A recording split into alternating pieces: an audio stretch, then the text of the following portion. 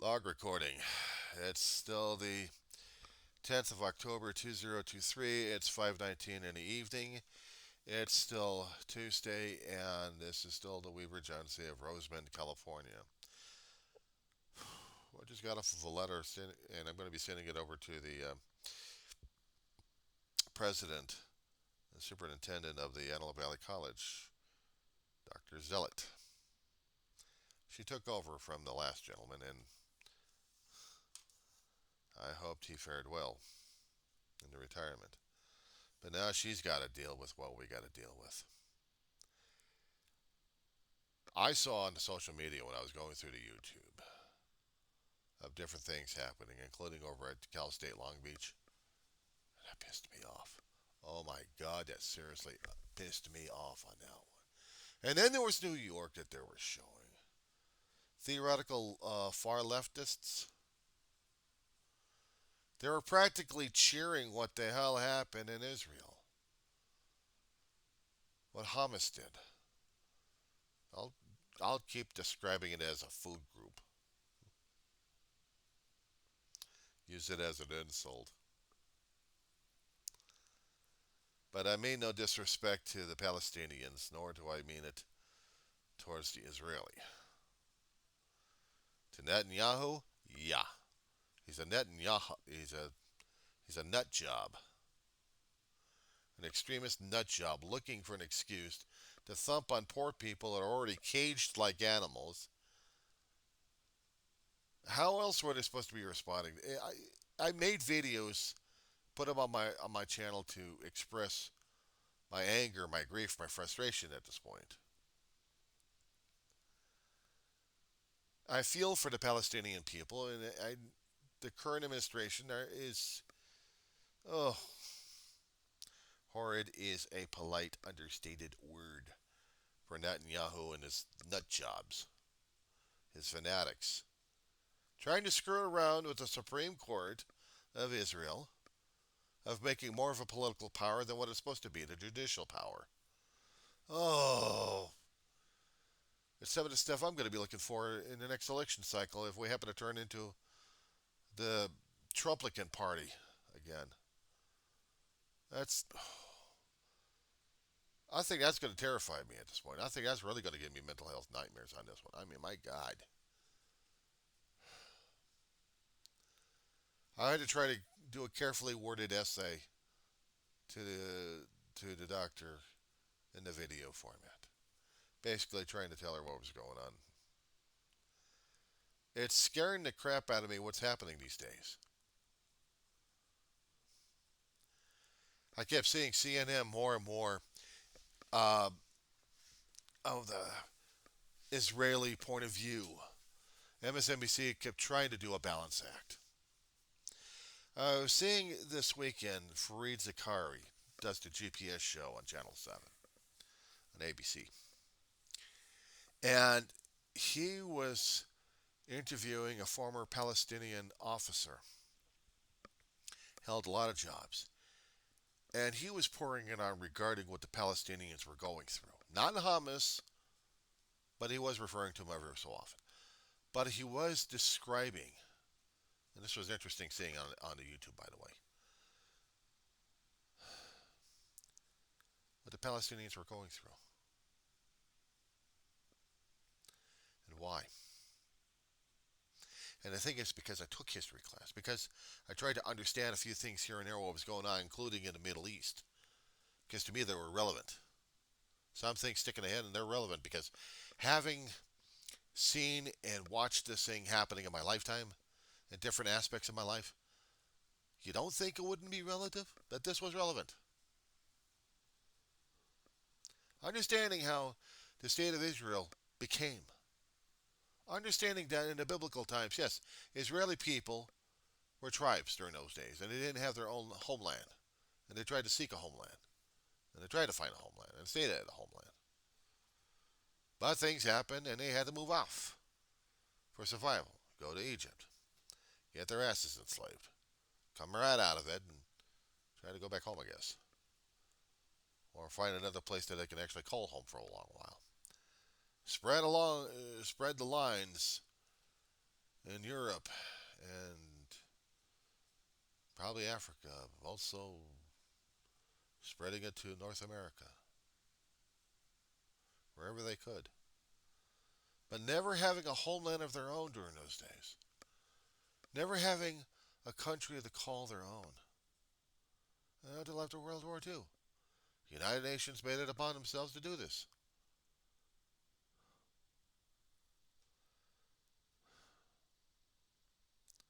Was it right? Well, they thought it was at the time.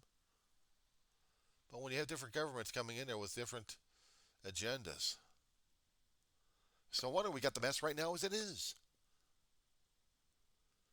And my question to myself, how would I be able to explain this stuff to people? I kept trying to write some kind of a formal, or actually perform a formal video letter and really explain this in details that I can understand. Or maybe somebody else can understand. It's like, okay, I kept trying to use this example. I think I'll try it again. Let's just say that you are in the market for a home and you've lived in this home for all your life. But you want to go to another home. You're tired of the old home. The reason why you're tired of the old home because you get bouncing from place to place to place to place, so you're a renter. And you finally found this Shangri-La in your area. Problem is, the damn place is occupied already.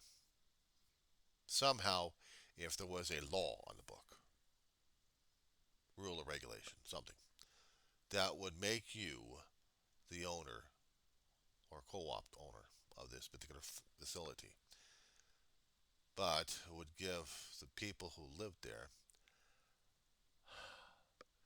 less rights.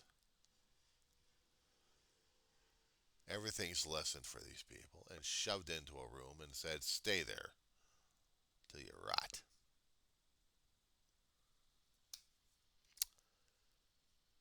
Welcome to Israel. That bedroom that you shoved the people into. Welcome to Gaza and West Bank. You're taking residence in the living room. You got the kitchen. You got the bathrooms. You can control the plumbing and everything, every facility, including the food coming in. Basically, you just locked up these people to live a life in there without food, unless they're going to get it through the window. Oh, I'm sorry. Did you happen to close up the window?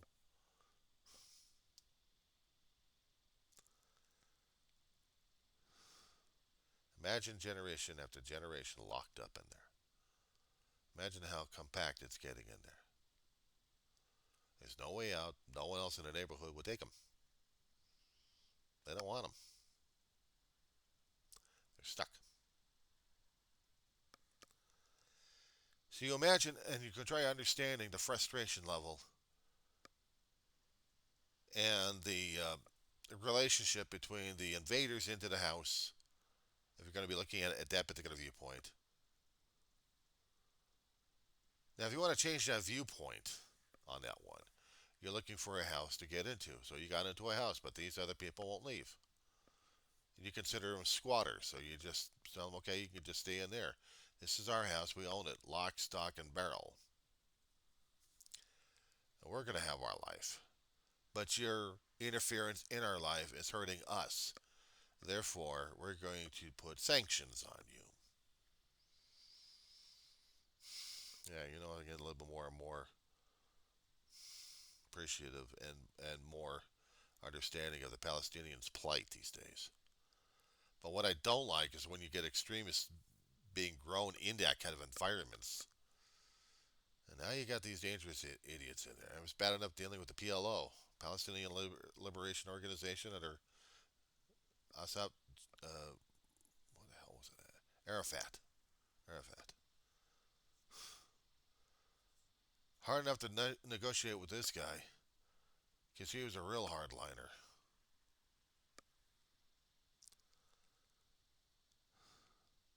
It's back in the 70s, the 90s that he was ruling.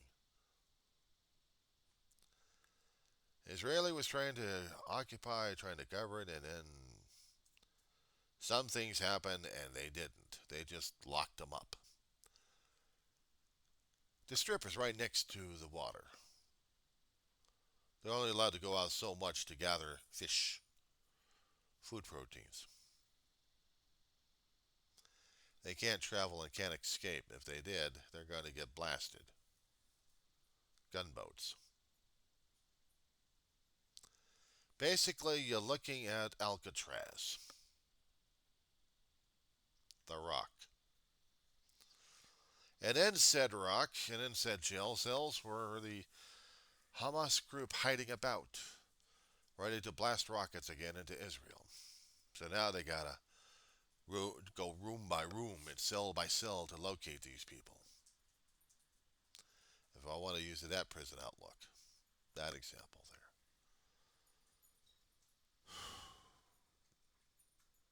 there. Yeah, it's making me sick to my stomach. It's making me dizzier than anything in my head because this thing is just way out there.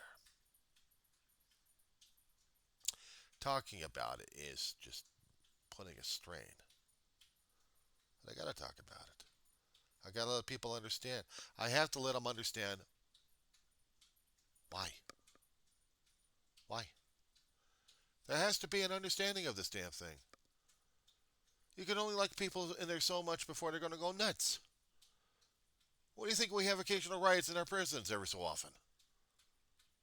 What do you think we have the riots happening in those times?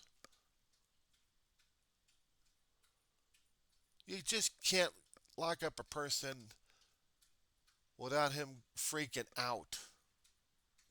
It just doesn't happen. The pressure gets, and it has to be a pressure valve.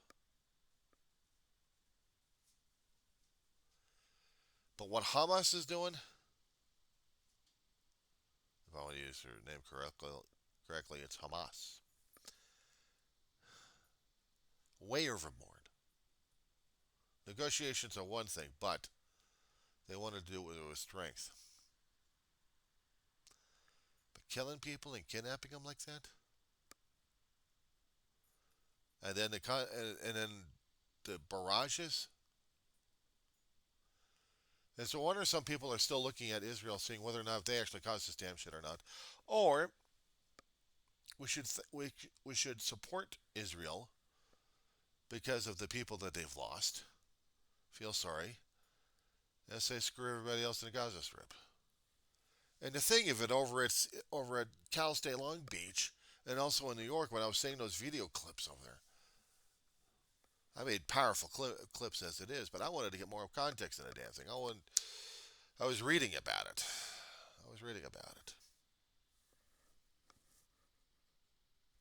I can understand the anger. I can understand the frustration.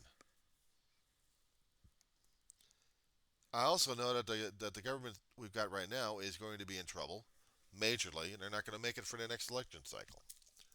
This damn thing is going to be one of those things that's going to be a linchpin that buries the administration alive. They're not going to get to 2024. We're going to have somebody else in there, and not a Democrat.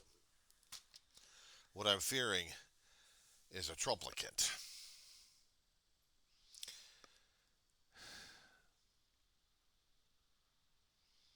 Now look at Biden. Biden wants to support Israel. America's always been supporting Israel, but man, we should have been supporting the Palestinians as well. We should have been supporting the idea of a two-state system. My God, scary. Israelis sharing power in a state they've been there for 75 years from the state.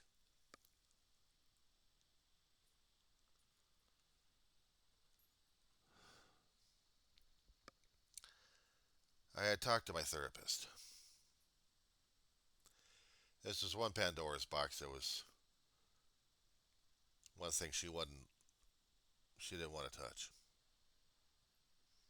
She allowed me to vent on a damn thing. But this scares the hell out of me. It's not that you've seen the blast wave. It's the shock waves that usually does the damage. The P waves, yeah, it'll catch your attention, but it's the S waves that actually does the majority work. Survivor of many earthquakes in California. You pick up a geology, yeah. You pick up geology wherever you can. Yeah, this scares me. This scares me. I don't know how to make it clear to the people over at Antelope Valley College. I like these guys. I just didn't want anything else to happen over there. But I'll tell you something, this damn thing is going to freak me out too much. And I'm not quite sure what the hell we're going to do. With everything happening, are we going to be able to survive this? Somebody will look at it as just another eventful situation, market, just another epoch to get through, and that's about it. The damage has already been done. It's just going to continue to mutate and mutate and mutate. I don't know what the hell we're going to be dealing with down the road in the next 20 years. Are we going to be going in for another confrontation? Or is the Gaza Strip going to be wiped from the face of the earth? And if the United States had anything to deal with it, I'm not going to be able to look at any administrator or any politician at this point, let alone anybody else who voted. Doesn't matter what they voted for. If they voted, I got a problem with them.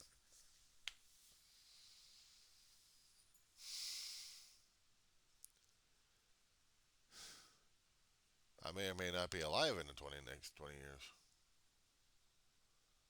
That's a scary thought. But seeing how situations are happening and building up like crazy, are we going to be able to survive it? Is this another struggle peak that we have to get past, or is this another valley that we still have to survive?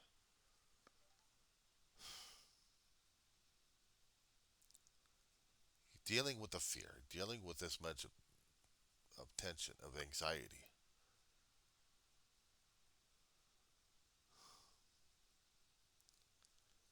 The hardest thing is admitting that it's there, it's real, it exists, and we still have to work with it. We still have to deal with it. We have to face it. We have to be held accountable. We have to have the context. We have to.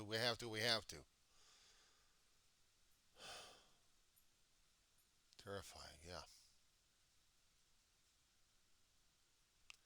Scary as hell. Just how the hell are we going to be able to deal with this? Your guess is as good as mine, guys. Tomorrow I go back to school. Hopefully tomorrow it'll just be another day.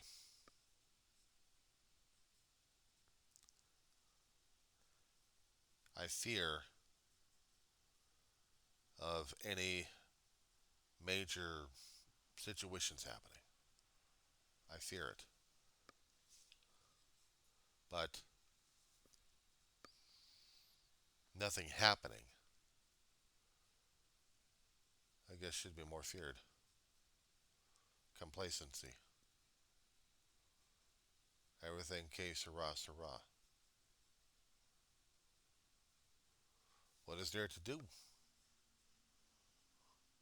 Except deal with the volcanism that's still in us and churning like crazy, ready to blow its top off. That's what I'm afraid of. Our own damn pressure cookers. Turning it into a racial, political, or whatever kind of agenda they got, and then all hell breaks loose. Shit. Rallies happening at different universities all around the place because they still want to support the Palestinian genocide or imprisonment, shall we call it.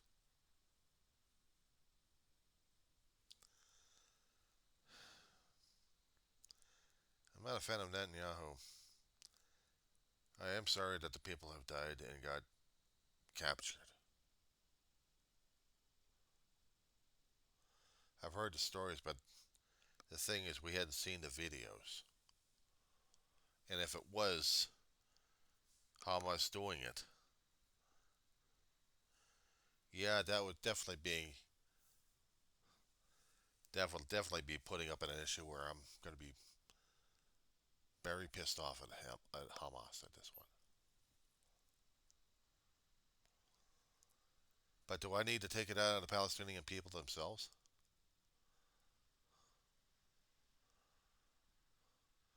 I got two friends work at the same liquor store. They got two different shifts. They know each other. They respect each other. They don't go after each other. They're decent enough towards each other. One's Israeli and the other one's Palestinian.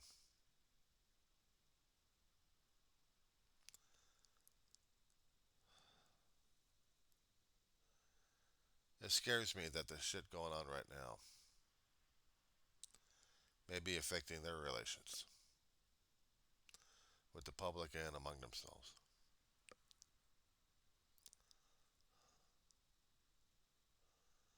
I'm going to have to see it whether or not it's going to be happening right here or not. I'm going to have to see it whether or not it's going to be happening on the college campus.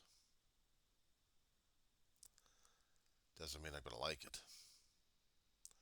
It just means I have to deal with it.